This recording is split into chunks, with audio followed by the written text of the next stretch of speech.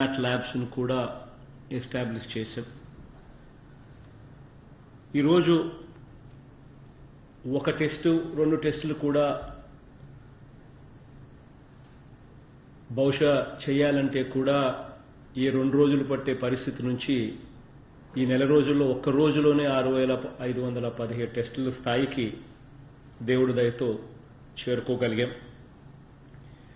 ఈరోజు టెస్టుల పరిస్థితి చూస్తే దేశంలోనే అత్యధిక టెస్టులు చేస్తా ఉన్న రాష్ట్రం ఏదైనా ఉంది అని అంటే అది ఆంధ్ర రాష్ట్రం అన్న పరిస్థితిలోకి వచ్చాం.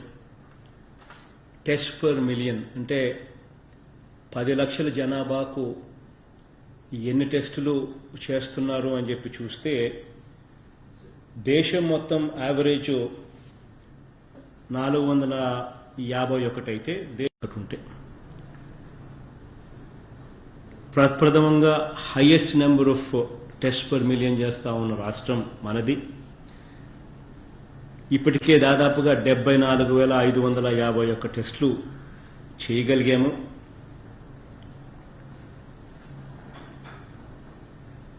ఇందులో ఈ కెపాసిటీ ఈ నెల రోజుల్లోనే సాధించగలిగాం.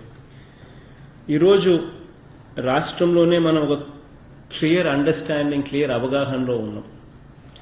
ఎక్కడ రెడ్ జోన్స్ ఉన్నాయి, ఎక్కడ కేసులు అత్యధికంగా నమోదవుతా ఉన్నాయి, ఎక్కడ ఆరెంజ్ జోన్స్ ఉన్నాయి, ఎక్కడ గ్రీన్ జోన్స్ ఉన్నాయి అనే దాని మీద.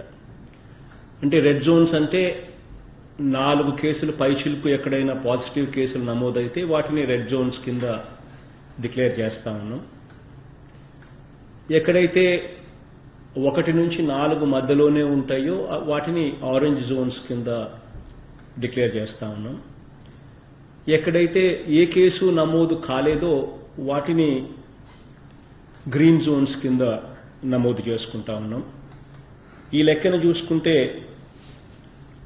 మండలాల పరంగానే చూసుకుంటే క్లియర్ కట్గా 676 మండలాలు మన రాష్ట్రంలో ఉంటే 63 మండలాలు మాత్రమే రెడ్ జోన్లో ఉంది. ఈ 54 మండలాలు మాత్రం ఆరెంజ్ జోన్లో ఉన్నాయి. ఇక మిగిలిన 559 మండలాలన్నీ కూడా గ్రీన్ జోన్స్లో ఉన్నాయి. అంటే పూర్తిగా ఒక్క కేసు కూడా నమోదు కాకుండా ఉన్న పరిస్థితిలో రాష్ట్రం ఉంది. అంటే దాదాపుగా 80% పైచిలకు రాష్ట్రంలో ఎటువంటి కేసు నమోదు కాకుండా ఉన్న పరిస్థితులు కూడా రాష్ట్రంలో ఉన్నాయన్న పూర్తి అవగాహనతో కూడా ఇవాళ మనం ఉన్నాం. ఇంకా ఈ నెల రోజుల్లో మనం ఇంకా ఏమేమి చేసుకోగలిగాము అని అంటే హాస్పిటల్స్ను కూడా పూర్తిగా రెడీ చేసుకోగలిగాం. ఈరోజు హాస్పిటల్స్ పరంగా కూడా చూస్తే పుట్టి ఈ కోవిడ్కి సంబంధించి, ఈ కరోనాకు సంబంధించిన హాస్పిటల్సే 5 చోట్ల క్రిటికల్ కేర్ హాస్పిటల్స్ను కూడా ఏర్పాటు చేశాం డెడికేటెడ్గా కూడా. విశాఖపట్నంలో 1, విజయవాడలో 1, నెల్లూరులో 1, తిరుపతిలో 1, కర్నూలులో 1 క్రిటికల్ కేర్ హాస్పిటల్స్. ప్రతి జిల్లాలోనూ కూడా ఎక్స్క్లూజివ్గా టెరిషరీ కేర్ కోసం ఎక్స్క్లూజివ్లీ ఒక హాస్పిటల్ను కూడా ఇయర్ మార్క్ కూడా చేసాం. అవి కూడా ఎక్స్క్లూజివ్లీ దీనికోసమే పెట్టడం కూడా జరిగింది. క్వారంటైన్ ఫెసిలిటీస్ కూడా చూస్తే ఎక్కడ కూడా క్వారంటైన్లో పెట్టే వాళ్ళని ఎవరికి కూడా అన్ని రకాలుగా బాగా చూసుకుని వాళ్ళని అన్ని రకాలుగా బాగా చూసుకోవడమే కాకుండా వైద్యం చేసి ఇంటికి పంపించే కార్యక్రమం చాలా గొప్పగా దేశంలో ఎక్కడ జరగని విధంగా కూడా చేస్తా ఉన్నాం. మంచి ఫెసిలిటీస్ ఇవ్వడమే కాకుండా, మంచి ఆహారం పెట్టడమే కాకుండా అన్ని రకాలుగా వాళ్ళని బాగా చూసుకోవడమే. సింగిల్ బెడ్రూమ్ రూమ్స్ వాళ్ళ కోసం కేటాయింపులు చేసినట్టువే దాదాపుగా క్వారంటైన్లో 40,000 బెడ్స్ ఉంటే 25,000 బెడ్స్ సింగిల్ రూమ్స్ రాష్ట్రంలో. డబుల్ రూమ్స్ ఇంకొక 15,000 బెడ్స్ డబుల్ రూమ్స్లో ఉన్నాయి. అంటే 40,000 బెడ్స్ కేవలం సింగిల్ రూమ్ అండ్ డబుల్ రూమ్స్లోనే ఏర్పాటు చేసి అన్ని రకాలుగా కూడా వాళ్ళని కూడా బాగా చూసుకునే దిశగా అడుగులు కూడా ఈ నెల రోజుల లోపల వేయగలిగాం. ఈ నెల రోజుల్లో ఇవే కాక ప్రతి చోట ఈ పర్సనల్ ప్రొటెక్షన్ ఎక్విప్మెంట్ PPEs కానీ N95 మాస్కులు కానీ ఇంతకుముందు ఏ హాస్పిటల్లో కూడా ఎక్కడ దొరికేటివి కూడా కాదు. ఏదైనా ప్రొటెక్షన్ మాస్క్ కానీ, ప్రొటెక్షన్ ఎక్విప్మెంట్ కానీ, ప్రొటెక్షన్ గార్డ్ కానీ ఎక్కడ ఉండే పరిస్థితి కూడా లేవు. ఈరోజు సమృద్ధిగా ప్రతి హాస్పిటల్లోనూ ఉన్నాయి అని చెప్పడానికి కూడా ఈరోజు గర్వపడతా ఉన్నాం.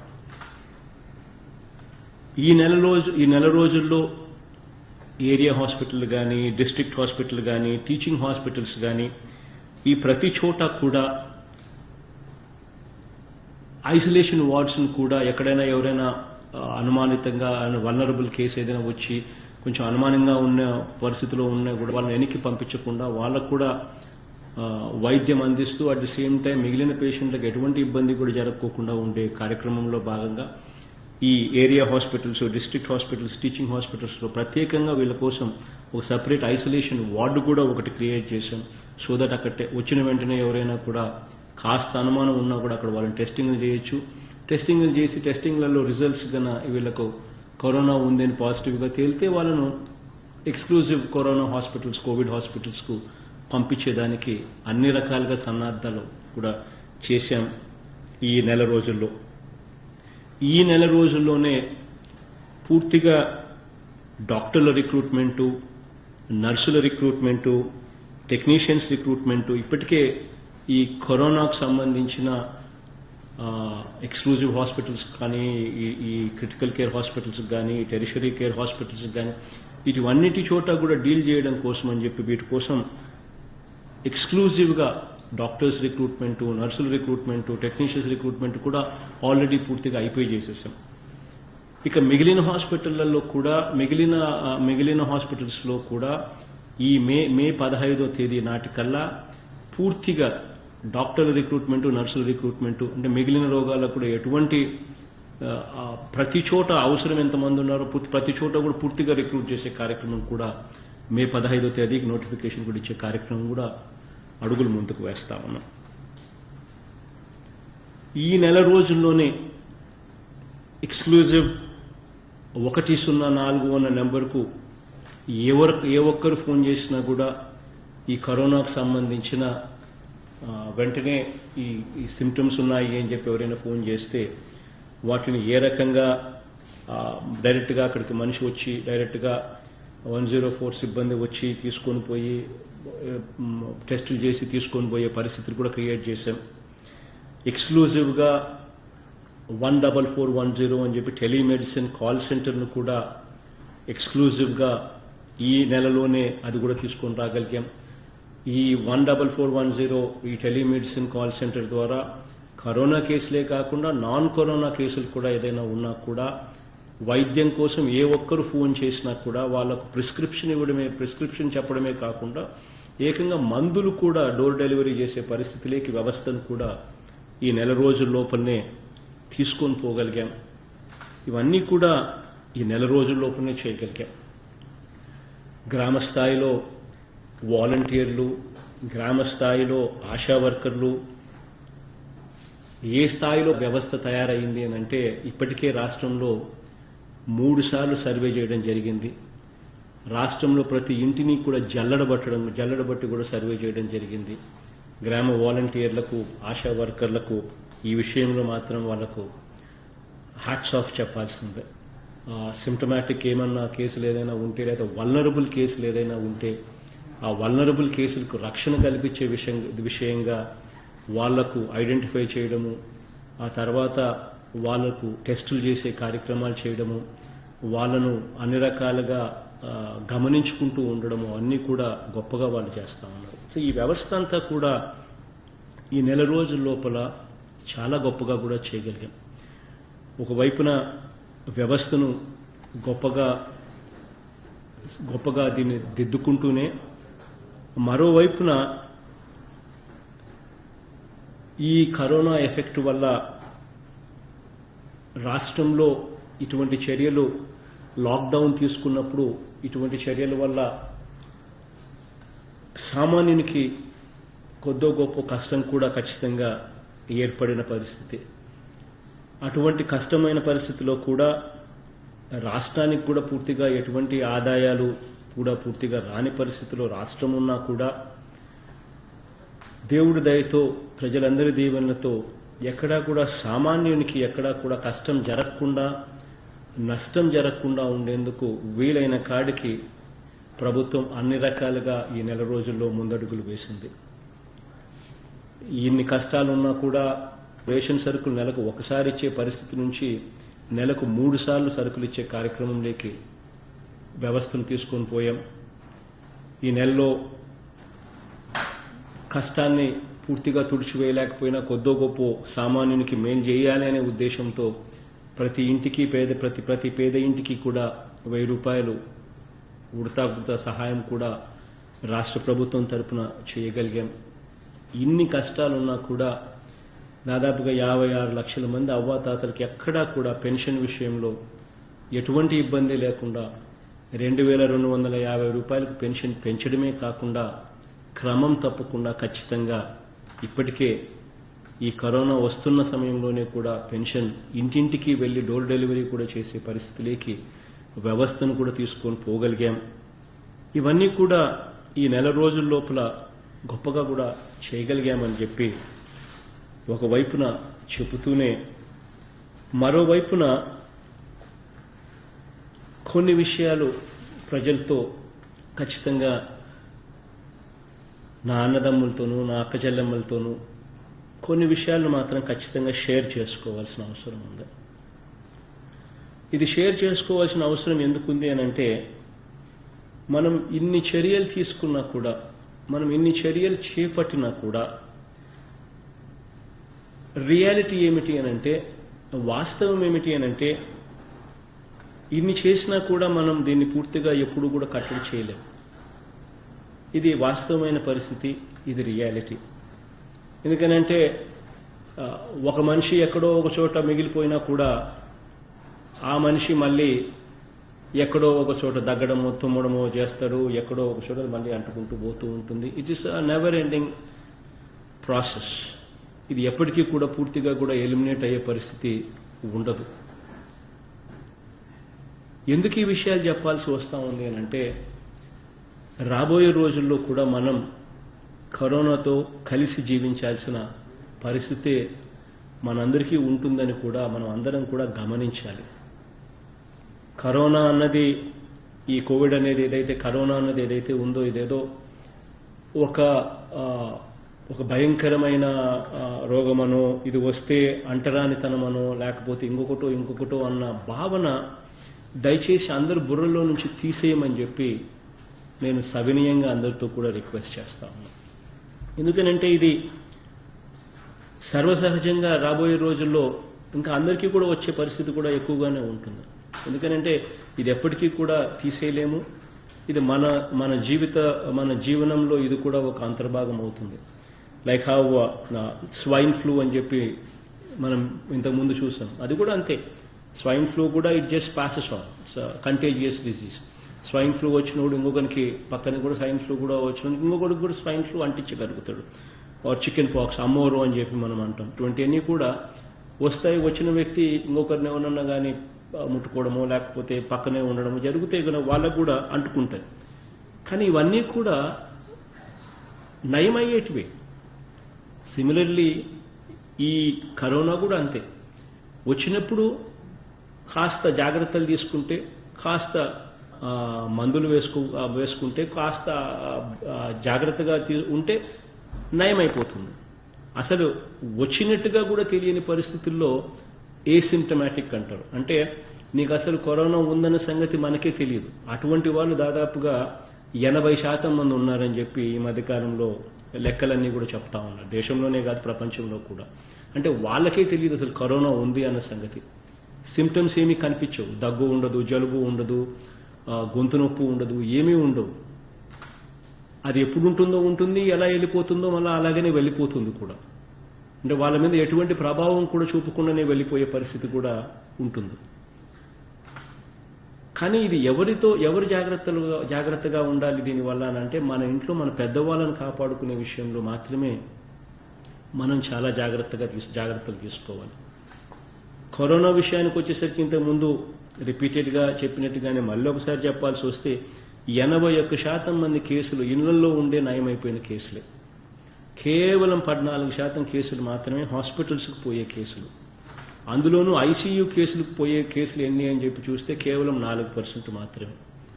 చనిపోతున్న వాళ్ళ సంఖ్య ఎంత అని చూస్తే అది కూడా కేవలం ప్రపంచంలో మొత్తం చూసినా కూడా కేవలం 3-4% కూడా లేదు అనేది కూడా లెక్కలు చెప్తా ఉన్నాయి.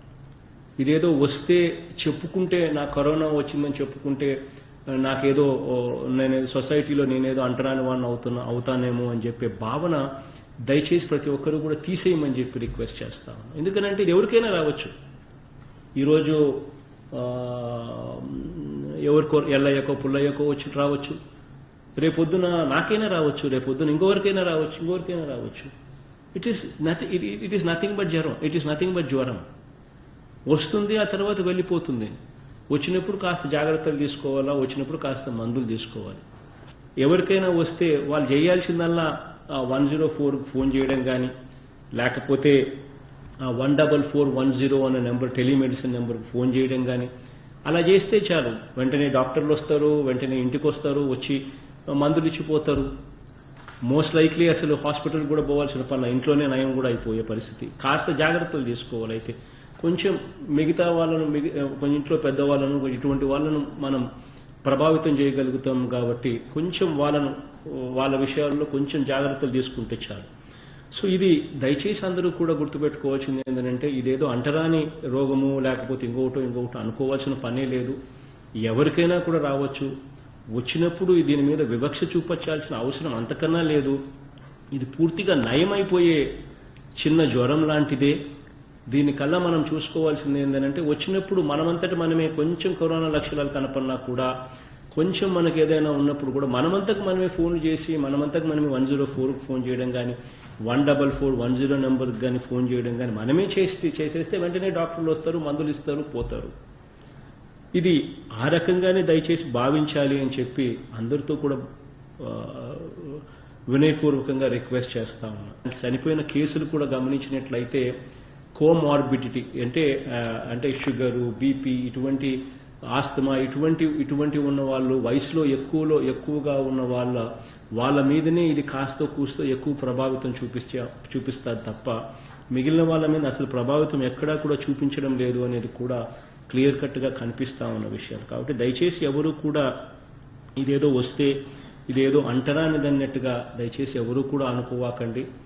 ఏదైనా కూడా చెప్పండి. మీరంతకు మీరు చెప్తే ఇది వెంటనే డాక్టర్లు వస్తారు, నయం చేసిపోతారు. మిగతా వాళ్ళకు కూడా ఇది సోకకుండా ఉంటుంది. ఇది పోవాలి అని అంటే మనమంతటి మనం కట్టడి చేసుకునే దాని మంది ఉంటుంది. మనమంతటి మనమే మంచి ఆహార అలవాట్లు, మనమంతటి మనమే మంచి లైఫ్ స్టైల్ అలవాట్లు, ఇవన్నీ మనం చేసుకునే కార్యక్రమంలో ఉంటుంది. రోగ నిరోధక శక్తి అనేది మనం పెంచుకోగలిగితే దీనికి సొల్యూషన్ అదంతటదే సొల్యూషన్ వస్తుంది. కాబట్టి దయచేసి మీ అందరితో కూడా కోరేది ఈ విషయాలే. ఇప్పుడు ఇంతకుముందే నేను చెప్పాను ఎన్ని టెస్టులు చేశాము అని అంటే ఇప్పటికే 74,551 టెస్టులు చేశాము. దేశంలోనే 1396 టెస్టులు పర్ 10 లక్షలకు, అంటే 10 లక్షల జనాభాకు 1396 టెస్టులతో దేశంలోనే నెంబర్ 1 స్థానంలో అత్యధిక టెస్టులు చేసిన రాష్ట్రంగా ఇక్కడ మనం నమోదు కూడా అయ్యాం. ఈ టెస్టుల్లో కూడా పాజిటివిటీ రేట్, అంటే టెస్టులు చేస్తే నెంబర్ ఆఫ్ పాజిటివిటీ కేసులు ఎంత అని చూస్తే కేవలం 1.61% మాత్రమే టెస్టులు చేసినప్పుడు పాజిటివిటీ కేసు వచ్చినాయి. ఈ టెస్టులన్నీ కూడా దాదాపుగా 70% టెస్టులన్నీ కూడా హాట్ జోన్స్లో చేసినవేటివే. అంటే 70% టెస్టులన్నీ కూడా ఈ రెడ్ జోన్స్, ఈ ఆరెంజ్ జోన్స్లోనే 70% టెస్టులు చేసిన కేసులు. అంటే ఇంత తీవ్రమైన జోన్స్లోనే టెస్టులు చేస్తేనే కేవలం 1.61% మాత్రమే పాజిటివ్ కేసులు నమోదవుతా ఉన్నాయి. దేశం మొత్తం మీద చూసుకుంటే 4% పాజిటివిటీ రేట్ ఉంటే, అంటే టెస్టులు చేస్తే పాజిటివ్గా వచ్చిన సంఖ్య దేశం మొత్తం 4% ఉంటే మన రాష్ట్రంలో అది కేవలం 1.61% మాత్రమే ఉంది అన్నది కూడా అందరం కూడా గర్వపడాల్సిన, అంటే కొద్దో గొప్ప దేవుడు దయతో గర్వపడాల్సిన విషయం అని చెప్పి నేను చెప్తాను. ఎందుకంటే దేవుడు అమెరికన్నా మన పట్ల కనికరం ఎక్కువ చూపుతున్నాడు. అదే రకంగా డబులింగ్ రేటు కూడా చూస్తే అంటే నెంబర్ ఆఫ్ అంటే ఎన్ని రోజుల్లో డబులింగ్ అవుతుంది సంఖ్య పాజిటివిటీ కేసులు వచ్చినవని చూస్తే దేశం మొత్తం 9.8 అయితే దేశం మొత్తం 9.1 అయితే మన రాష్ట్రం మాత్రం 9.8 రోజులు. అంటే దేశం కన్నా మనం మెరుగైన స్థానంలో ఉంటాం. దేశం మొత్తం డబుల్ అయ్యే సంఖ్య 9.1 రోజుల్లో డబుల్ అవుతే పాజిటివిటీస్, మన దగ్గర మాత్రం అది 9.8 రోజులు. అంటే దేశం కన్నా ఇంకా మెరుగైన స్థానంలో మనం ఉన్నాము అన్నది కూడా మనం అంతా కూడా గుర్తుపెట్టుకోవాలి. అదే రకంగా చనిపోయిన వారి పర్సంటేజ్ చూస్తే మార్టాలిటీ రేట్ అని చెప్పి ఎంత అని చెప్పి చూస్తే అది కూడా 2.83%. దేశం మొత్తం మీద చూస్తే అది 3.13% దేశం మొత్తం మీద ఉంటే ఆ దేశం మొత్తం కన్నా కూడా మన దగ్గర చనిపోయిన వాళ్ళ సంఖ్య పర్సంటేజ్ కూడా చూస్తే 2.83%. అక్కడ కూడా దేవుడి దయతో మన దగ్గర మంచి డాక్టర్లు ఉన్నారు. ఆ డాక్టర్లు కూడా బాగా పనిచేసి చేయడం, మన వ్యవస్థ కూడా ఇంకా పటిష్టంగా ఉండడం కూడా ఇది ఉపకరించింది అని చెప్పి కూడా ఖచ్చితంగా కూడా చెప్పగలుగుతాం. ఇవన్నీ కూడా ఎందుకు చెప్తా ఉన్నాను అనంటే రాబోయే రోజుల్లో మనం కరోనా ఈ రెండు కలిసి ఇద్దరం కూడా జీవించే పరిస్థితి కనిపిస్తూ ఉంది. కాబట్టి ఇదేదో అంటరాందనో లేకపోతే ఇంకొకటనో భావించి పూర్తిగా జీవితం అంతా ఏదో నాశనం అయిపోయినట్టుగా ఎవరు కూడా భావించాల్సిన అవసరం లేదు అని చెప్పడానికి కోసమే ఇవన్నీ కూడా చెప్తా ఉన్నా. ఇంతకుముందే నేను చెప్పాను, దాదాపుగా 670 మండలాలుంటే మనకు 676 మండలాల్లో మనకు కేవలం 63 మండలాలు మాత్రమే రెడ్ జోన్లోను, 54 మండలాలు మాత్రమే ఆరెంజ్ జోన్లోనూ ఉన్నాయని. అంటే 4 పై చిలుకు పాజిటివ్ కేసులు ఉన్నవి 63 మండలాలు, 1 నుంచి 4 పాజిటివ్ కేసులు మాత్రమే ఉన్నవి 54 మండలాలు. మిగిలిన 559 మండలాలలో ఒక కేసు కూడా లేకుండా దాదాపు 80% రాష్ట్రం పూర్తిగా గ్రీన్ జోన్లోనే ఉంది అని చెప్పడానికి. కాబట్టి ఈ గ్రీన్ జోన్లో కార్యక్రమాలన్నింటినీ కూడా యథావిధిగా జీవితం అన్నది ముందుకు సాగిపోయే విధంగా కూడా జరగాల్సిన పరిస్థితిలో జరుగుతుంది. అడుగులు ముందుకు పడతాయి. ఇక్కడ కొన్ని జాగ్రత్తలు తీసుకోమని మాత్రమే ఖచ్చితంగా నేను చెప్తా ఉన్నాను. ఆ జాగ్రత్తలు ఏమిటి అని అంటే, దయచేసి గ్రీన్ జోన్స్ మనం ప్రొటెక్ట్ చేసుకోవాల్సిన అవసరం కూడా ఉంది. కాబట్టి ఇక్కడ కొద్దిగా ఫిజికల్ డిస్టెన్సింగ్ కొంచెం కనీసం ఒక మనిషికి ఏదైనా పనులు చేసుకునేటప్పుడు కానీ ఇంకొకటి కానీ కొద్దిగా వీలైతే కాషియస్గా ఉంటూ కనీసం ఒక మనిషికి ఇంకొక మనిషికి మధ్య ఒక మీటర్ డిస్టెన్స్ అన్నా కనీసం ఉండేట్టుగా కొంచెం చర్యలు తీసుకునే కార్యక్రమం చేస్తే సరిపోతుంది. ప్రతి ఇంటికి కూడా ప్రతి మనిషికి కూడా మాస్కులు కూడా తయారు చేసి కూడా పంపిణీ చేస్తూ ఉన్నాము. బహుశా ఈ రోజుకు మన పొదుపు సంఘాలు అక్కచెల్లెమ్మలు ఆ మాస్కులు కుడతా ఉన్నారు. ఆప్కో దగ్గర నుంచి బట్ట తీసుకున్నాము, అది పొదుపు సంఘాల అక్కచెల్లెమ్మలకి ఇచ్చాము. పొదుపు సంఘాల అక్కచెల్లెమ్మలు ఆ మాస్కులు కుడతా ఉన్నారు. ఆ మాస్కులు బహుశా 40 లక్షలు వాళ్ళు ప్రతిరోజు కుడతా ఉన్నారు. అవి కుట్టే కొద్దీ అవి డిస్ట్రిబ్యూషన్ కూడా చేయడం జరుగుతుంది. మొట్టమొదటిగా ప్రతి మనిషికి 3 మాస్కులు ఇవ్వడం జరుగుతూ ఉంది. అది రెడ్ జోన్స్ ఆరెంజ్ జోన్స్లో ఫస్ట్ ఇచ్చి ఆ తర్వాత గ్రీన్ జోన్స్లోకి పొమ్మని చెప్పి అధికారులకు ఆదేశాలు ఇచ్చాం. కాబట్టి ప్రతి మనిషికి ఆల్మోస్ట్ 3 మాస్కులు సప్లై చేయడం కూడా జరుగుతుంది. సో కొంచెం ఏదైనా బయటికి వెళ్ళేటప్పుడు కొంచెం మాస్క్ పెట్టుకొని కొంచెం అలా బయటికి పోతే మనది ఏదన్నా ఉన్నా కూడా ఈ మాస్క్ కొద్దో గొప్ప అడ్డుపడుతుంది. కాబట్టి ఇట్లా చిన్న విషయాలలో ఈ రకమైన కొన్ని జాగ్రత్తలు తీసుకోవడం, కొంచెం బాగా మంచి తిండి అలవాట్లు చేసుకోవడం, కొంచెం పండ్లు కూరగాయలు ఇటువంటి వ్యాధి నిరోధక శక్తిని పెంపొందించే కొంచెం తిండి, కొంచెం మంచి అలవాట్లు చేసుకోవడం, ఇటువంటి కొన్ని పాటిస్తే చాలు ఈ గ్రీన్ జోన్స్లో పూర్తిగా గ్రీన్ జోన్స్ అనేది సురక్షితంగా కూడా ఉంటాయి. పబ్లిక్ ట్రాన్స్పోర్ట్ బహుశా కొద్దిగా ఇంకా కొన్ని రోజుల పాటు కొద్దిగా పోస్ట్పోన్మెంట్ చేయొచ్చు. బట్ ప్రైవేట్ వెహికల్స్ ఈ గ్రీన్ జోన్స్లో కూడా తిరిగేదానికి కూడా కొంచెం వెసులుబాటు రాబోయే రోజుల్లో కూడా ఆలోచన చేస్తాము.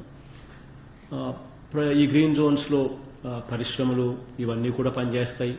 వ్యవసాయం అయితే ఇంకా నేను చెప్పాల్సిన పని లేదు, దాని మీద ఇంకా పూర్తిగా ధ్యాస కూడా పెట్టే పరిస్థితి కూడా ఉంటుంది. ఈ గ్రీన్ జోన్స్లో అన్ని రకాలుగా కూడా activity levels, economic activity levels అన్నీ కూడా మామూలుగానే సర్వసహజంగానే జరిగిపోయే కార్యక్రమాలు కూడా జరుగుతాయి. కొంచెం ఈ రెడ్ జోన్స్, కొంచెం ఈ ఆరెంజ్ జోన్స్లో కొన్ని జాగ్రత్తలు ఇంకా కొంచెం తీసుకోక తప్పదు. అవి కొంచెం తీసుకునే కార్యక్రమాలు కొంచెం తీసుకుంటూ రాబోయే రోజుల్లో అడుగులు ముందుకు వేస్తామని చెప్పి మీ అందరికీ కూడా తెలియజేస్తా ఉన్నాను. ఇక్కడ మరొకసారి ఈ ముగించే ముందు మీ అందరితో కూడా నేను రిక్వెస్ట్ చేసేది కూడా ఇంతకు ముందు చెప్పినట్టుగానే మరొకసారి కూడా మళ్ళీ చెప్పేది ఒకటి ఏమిటనంటే, దయచేసి ఇదేదో కరోనా వస్తే ఇదేదో అంటరాని రోగమనో, ఇదేదో కరోనా వస్తే ఇదేదో రాష్ట్రం ఇదేదో నాశనం అయిపోతామనో దయచేసి ఎవరు కూడా భావించద్దండి. ఎవరు కూడా కరోనా వచ్చిన వ్యక్తుల మీద అటువంటి వివక్ష కూడా చూపవద్దు అని చెప్పి కూడా నేను సవినీయంగా నేను కోరుకుంటా ఉన్నాను. కాబట్టి దీనికి అందరం కూడా ఇది మనసులో ఇది తెలుసుకోవాలి. తెలుసుకున్నప్పుడు మనం కరోనా వచ్చిన వ్యక్తి మీద వివక్ష చూపాం. ఎందుకంటే రేపు పొద్దున అదే వివక్ష మన మీద వేరే వాళ్ళు కూడా చూపే పరిస్థితి కూడా ఉంటుంది. కాబట్టి దయచేసి ఎవరు కూడా వివక్ష చూపవద్దు అని చెప్పి నేను కోరుతా ఉన్నాను. కానీ ఎవరికైనా కరోనా వస్తే దానికి అదేం నయమైపోతుంది. జ్వరం మాదిరి వచ్చింది పూర్తిగా కూడా మళ్ళీ కాస్త మందులు తీసుకుంటే పూర్తిగా నయమైపోయే పరిస్థితి వస్తుంది. ఇదంతా it becomes immunity is the last అస్త్రం. లేదా వ్యాక్సిన్ అనేది ఎప్పుడో ఒకసారి తయారవుతుంది. ఓ సంవత్సరం తర్వాత ఆ వ్యాక్సిన్ అనేది ఎప్పుడు తయారవుతే అప్పుడు అందరికీ ఇంజెక్షన్ ఇస్తారు, అట్లన్నా పోవాలి. లేకపోతే ఇమ్యూనిటీ అనేది హర్డ్ ఇమ్యూనిటీ అనేది పెరగాలి. అంటే వచ్చిన తర్వాత అది వెళ్ళిపోతుంది. వచ్చినప్పుడు కాస్త కూస్తో మందులు వేసుకుంటాము, మందులు వేసుకున్నప్పుడు కాస్త కూస్తో వెళ్ళిపోయిన తర్వాత అది మళ్ళీ వచ్చే పరిస్థితి ఏముంటుంది. వచ్చినప్పుడు కాస్త మన ఇంట్లో మాత్రం కొంచెం ముసలి వాళ్ళ మీద కొంచెం ఈ షుగరు, బీపీ, ఈ ఆస్తమా ఇటువంటి రోగాలున్న స్పెషల్లీ వయసులో పెద్దోళ్ళు ఎవరైతే ఉంటారో వాళ్ళ విషయంలో కొంచెం జాగ్రత్తలు తీసుకోవాలి. వాళ్ళను కొంచెం మనం కాపాడుకునేదానికి, ఎందుకంటే వాళ్ళ మీద కొంచెం తీవ్రంగా ఉంటుంది దీని ఎఫెక్ట్. కాబట్టి కొంచెం అటువంటి వాళ్ళను మనం ప్రొటెక్ట్ చేసుకోవాల్సిన అవసరం మాత్రమే ఉంటుందన్నది అందరూ కూడా గుర్తుపెట్టుకోవాలి. దానికోసమే 14410 టెలిఫోన్ నెంబరు, టెలిమెడిసిన్ నెంబరు ఉంది. ఎవరికి ఏ ప్రాబ్లం వచ్చినా కూడా డైరెక్ట్గా మందులు ఇంటి దగ్గరికి తీసుకొచ్చి ఇస్తారు. 104 అనే టెలిఫోన్ నెంబర్ ఎలాగో ఉంది, ఎవరైనా ఫోన్ చేయొచ్చు. ఇక గ్రామ వాలంటీర్లు, మన గ్రామంలో పక్కనే ఉన్న మెడికల్ అసిస్టెంట్, ఆశా వర్కర్లు అందరూ కూడా అక్కడే ఉంటారు. కాబట్టి వీళ్ళందరూ కూడా ఎల్లవేళ్ళ మీకు సహాయం కూడా చేసేదానికి సిద్ధంగా ఉన్నారనేది కూడా అందరూ కూడా గుర్తుపెట్టుకోమని చెప్పి సవినీయంగా కూడా తెలియజేస్తా ఉన్నాను. అదే మాదిరిగానే రంజాన్ నెల మొదలైంది. అందరి ముస్లిం సోదరులకు కూడా రిక్వెస్ట్ చేస్తా ఉన్నాను, రంజాన్ మీరు ఇళ్లలోనే చేసుకుంటా ఉన్నారు అన్నది ఒక మంచి విషయంలోనే, ఆ మంచి విషయంతో పాటు మీ అందరితో కూడా రిక్వెస్ట్ ఏంటంటే గట్టిగా దేవుణ్ణి కూడా, అల్లాహ్ని కూడా రాష్ట్రానికి మంచి చేయమని చెప్పి కూడా ప్రార్థనలు కూడా చేయమని చెప్పి అడుగుతా ఉన్నా. ముస్లిం సోదరులే కాదు, క్రిస్టియన్ సోదరులను కూడా అడుగుతా ఉన్నాను. అదే రకంగా ప్రతి హిందూ సోదరుని కూడా అడుగుతా ఉన్నాను. దేవుడి దయ మనకు చాలా అవసరము, దేవుడి ఆశీస్సులు చాలా అవసరం. కాబట్టి అందరూ కూడా మీ ప్రేయర్స్లో ఖచ్చితంగా రాష్ట్రానికి సంబంధించిన అంశాలను కూడా ఖచ్చితంగా కుటుంబ అవసరాలతో పాటు రాష్ట్రానికి సంబంధించిన అవసరాలను కూడా చేర్చమని, దేవుడి దయ కోరమని చెప్పి అందరినీ కూడా కోరుతా ఉన్నా. అదే రకంగా ఈ కరోనా అన్నదాన్ని మనం ఎఫెక్టివ్లీ ఈ స్థాయిలో కంట్రోల్ చేయగలిగాము అని అంటే నిజంగా రాదర్ అన్ని రకాలుగా మనం ముందుండి నడవగలిగాము అని అంటే దానికి సహకరించిన నిజంగా గ్రామ వాలంటీర్లకు, ఆశా వర్కర్లకు, ఏఎన్ఎంలకు, నర్సులకు, డాక్టర్లకు, కోవిడ్ హాస్పిటల్ స్టాఫ్లకు, ల్యాబ్స్లో పనిచేస్తూ ఉన్న వాళ్ళ స్టాఫ్కు, పోలీసులకు, మరీ ముఖ్యంగా శానిటేషన్ పనులు ఏదైతే గ్రామాలలో పారిశుద్ధ పనులు చేస్తూ ఉన్నా, గ్రామాలలో మున్సిపాలిటీస్లో పారిశుద్ధ పనులు చేస్తూ ఉన్నా ఆ అక్క చెల్లెమ్మలకు, రెవెన్యూ డిపార్ట్మెంట్లో, ఎందుకనంటే రెవెన్యూ డిపార్ట్మెంట్ కూడా ఈక్వలీ ఇంపార్టెంట్, ఎందుకనంటే ప్రతి అంశంలోనూ వాళ్ళు కూడా ఇన్వాల్వ్ అవుతారు. కాబట్టి మీరందరికీ కూడా మీరు చేస్తూ ఉన్న పని, మీరు చేస్తూ ఉన్న కృషికి మనస్ఫూర్తిగా హృదయపూర్వకంగా కృతజ్ఞతలు నేనే కాదు రాష్ట్ర ప్రజలందరి తరపున కూడా తెలియజేస్తున్నామని కూడా అందరికీ కూడా సవినీయంగా చెబుతూ రాబోయే రోజుల్లో అంతా మంచి జరిగి జీవన శ్రవంతిలోకి అందరం కూడా త్వరగా దిశగా అడుగులు వేయాలని చెప్పి కోరుకుంటూ సెలవు తీసుకుంటాను.